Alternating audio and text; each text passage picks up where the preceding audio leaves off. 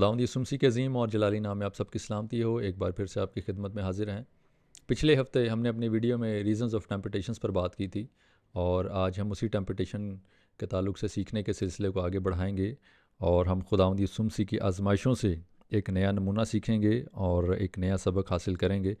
और जब आप मत्ती चौथे बाब को पढ़ते हैं तो वहाँ पर खुदावंद यीशु मसीह की 3 टेम्पटेशन जो हैं वो मंदर्ज हैं।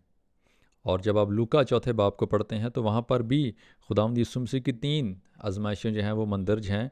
लेकिन लूका चौथे बाब की जब दूसरी आयत को पढ़ते हैं तो वहाँ पर लिखा है और अबलीस उसे आजमाता रहा।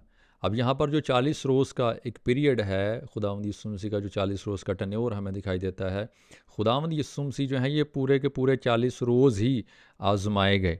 मगर दोनों राइटर जो हैं इन तमाम 40 जो आयाम हैं इनको समराइज़ करते हैं और फिर 3 टेम्पटेशंस जो हैं उनको हमारे लिए मंदर्ज करते हैं। उसकी ख़ास वजह यह है कि अगर आप इंसान की ज़िंदगी का ख़ुलासा करें, उसकी आजमाइशों का ख़ुलासा करें, उसके जहन का ख़ुलासा करें, उसकी ख्वाहिशात का ख़ुलासा करें, तो ये 3 ही ऐसी चीज़ें हैं जिसके इर्द गिर्द उसकी पूरी जो है वो ज़िंदगी घूमती रहती है। अगर आप पहली आजमाइश पर गौर करें तो ये रोटी के ताल्लुक से हमें दिखाई देती है और इंसान के पास अगर रोटी ज़्यादा आ जाए तो उसकी आजमाइश है, अगर उसके पास ना हो तो उसकी आजमाइश है। और जब रोटी की बात की जा रही है, फूड की बात की जा रही है, तो आप इसको मटेरियल लाइफ के साथ जो है वो लिंक कर सकते हैं। और दूसरी नंबर पर जो हमें टेम्पटेशन दिखाई देती है वो प्रोटेक्शन के ताल्लुक से है।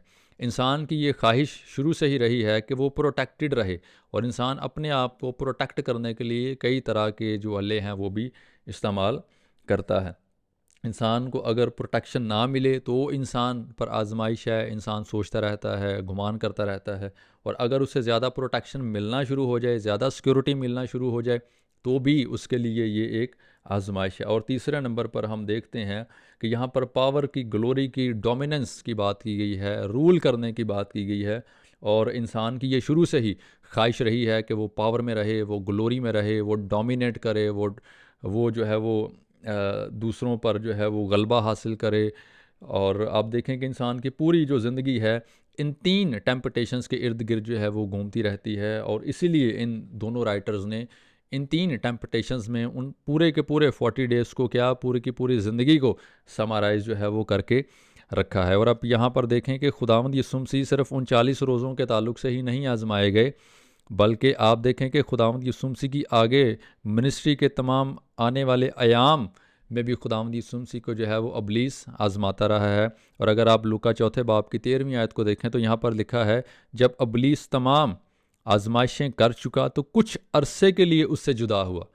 अब वो 40 डेज़ जो खुदावंद यीशु मसीह के साथ उसने गुजारे, वहाँ पर उसने खुदावंद यीशु मसीह को आजमाया और उसके बाद फिर वो कुछ अरसे के लिए खुदावंद यीशु मसीह से जुदा होता हुआ हमें दिखाई देता है। और आप आगे जाकर देखें खुदावंद यीशु मसीह की मिनिस्ट्री के दौरान वो किस तौर से खुदावंद यीशु मसीह को आजमाता है। कभी फुकहा के अंदर से होकर आजमाता है, कभी सदूकियों के अंदर से होकर आजमाता है, कभी रोमियों के अंदर से होकर आजमाता है। और मुख्तलिफ़ तरह से वो लोगों को इस्तेमाल करता है कि किसी ना किसी तरीके से खुदावंद यीशु मसीह को ट्रैप किया जाए। और आप देखें कि खुदावंद यीशु मसीह जो हैं किसी तरह की भी आजमाइश उस पर आई है, खुदावंद यीशु मसीह उस पर गालिब आए हैं। और उसकी सबसे बड़ी वजह यह है कि खुदावंद यीशु मसीह खुदा के कलाम को उन तमाम आजमाइशों के ख़िलाफ़ इस्तेमाल करते हैं। मुझे आजमाइशों के ताल्लुक से बात करते हुए एक किस्सा याद आ गया। किसी पादरी साहब ने मुझे कहा कि किसी ने कहा है कि अगर आप दिन में 4 घंटे दुआ कर लेते हैं तो अबलीस आपको नहीं आजमा सकता, वो आपके करीब भी नहीं आएगा। और आप यहाँ पर देखें कि खुदावंद यीशु मसीह जो रूह से भरा हुआ है, रूह की कुव्वत से भरा हुआ है, मुनादी कर रहा है, मोजज़ात कर रहा है, बदरूहों को निकाल रहा है, तालीम दे रहा है और बड़े बड़े वाक़यात खुदावंद यीशु मसीह के वसीला से रूनमा हो रहे हैं, उसने तो खुदावंद यीशु मसीह को नहीं छोड़ा, तो आप किस खेत की मूली हैं। तो आप देखें कि ये कैसी कैसी बातें जो हैं ये हमारी सोसाइटी में आजकल पाई जा रही हैं। और इसमें सीखने की बात ये है कि हमारी जो पूरी की पूरी ज़िंदगी है, पैदा होने से मरने तक, हम कई तरह की आजमाइशों में पड़ते हैं। वो रूहानी हो सकती हैं, वो जिस्मानी हो सकती हैं, वो नफसानी हो सकती हैं, वो किसी भी तरह से हमें आजमा सकता है। लेकिन हम तमाम आजमाइशों पर गालिब आ सकते हैं खुदा के कलाम को इस्तेमाल करने के वसीला से।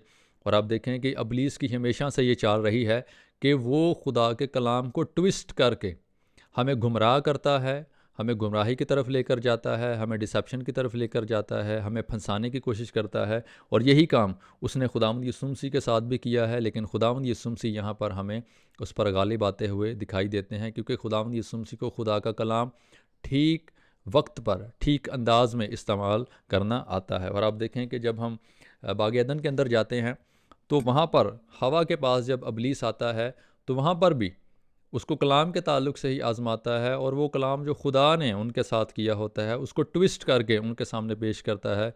लेकिन वहाँ पर वो दोनों जो हैं वो इब्लीस पर गालिब नहीं आ पाते। और ये खुदावंद यीशु मसीह ने हमें कितना बेहतरीन नमूना दिया है कि जब भी इब्लीस हमें आजमाता है किसी भी तौर से, किसी भी इंसान के वसीला से, चीज़ों के वसीला से, प्रोटेक्शन के वसीला से, ग्लोरी के वसीला से, तो हम खुदा के कलाम के वसीला से उन तमाम आजमाइशों पर गालिब आ सकते हैं।